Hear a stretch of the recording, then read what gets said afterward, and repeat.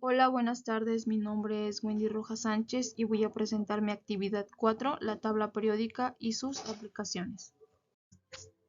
División por familias o grupos de la tabla periódica. La tabla periódica se organiza en dos formas principales. La primera son las familias o grupos, que son las columnas verticales que ves aquí en la tabla periódica. De ejemplo, hay un total de 18 grupos. La característica más importante es que todos los elementos que están en la misma columna tienen propiedades químicas muy parecidas, ya que poseen el mismo número de electrones en su última capa, lo que se le llama electrones de valencia. Para poderlo entender mejor, voy a destacar algunas familias clave. Grupo 1. Metales alcalinos. Son metales muy reactivos. Reaccionan fuertemente con el agua, el sodio y el potasio. Grupo 2. Metales alcalinoterreos. También son reactivos, pero un poco menos. El magnesio y el calcio son parte de esta familia, y este último es fundamental en nuestros huesos. Grupo 17. Halógenos. Son muy reactivos y tienden a formar sales.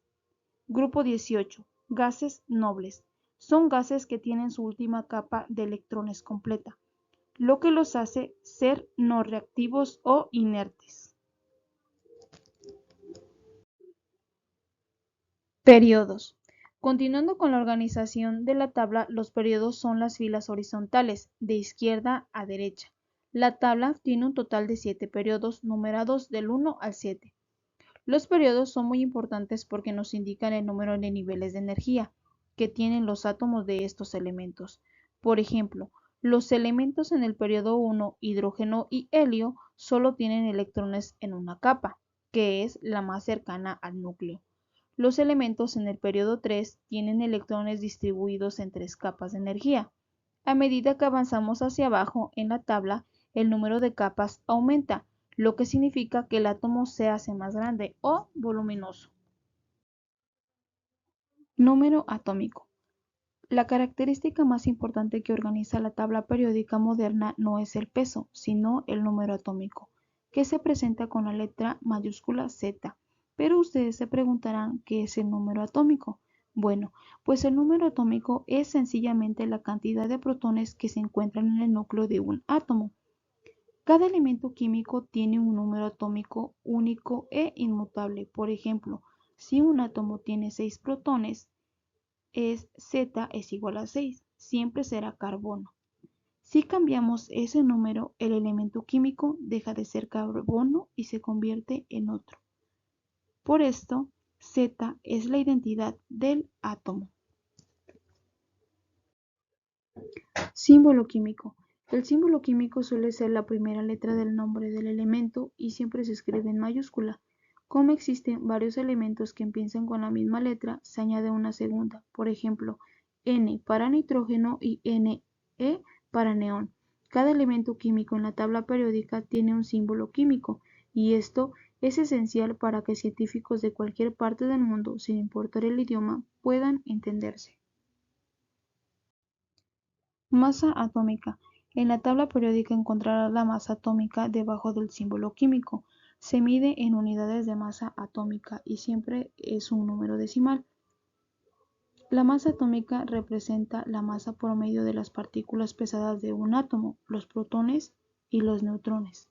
Y los electrones se ignoran ya que su masa es insignificante. La masa atómica es un decimal porque es un promedio ponderado. Un elemento químico como el cloro puede existir en la naturaleza en varias formas llamadas isótopos, átomos con el mismo número de protones pero diferente número de neutrones. La masa atómica que vemos en la tabla es el promedio de las masas de todos esos isótopos, considerando qué tan abundantes son en la Tierra. ¿Por qué es importante la clasificación de compuestos orgánicos e inorgánicos? Estas clasificaciones es fundamental porque nos ayudan a organizar y comprender la enorme cantidad de sustancias que existen en nuestro universo y en la Tierra.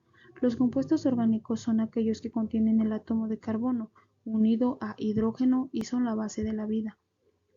Por otro lado, los compuestos inorgánicos no están basados en la estructura del carbono y son esenciales para entender la materia no viva, como el agua, las sales o los minerales.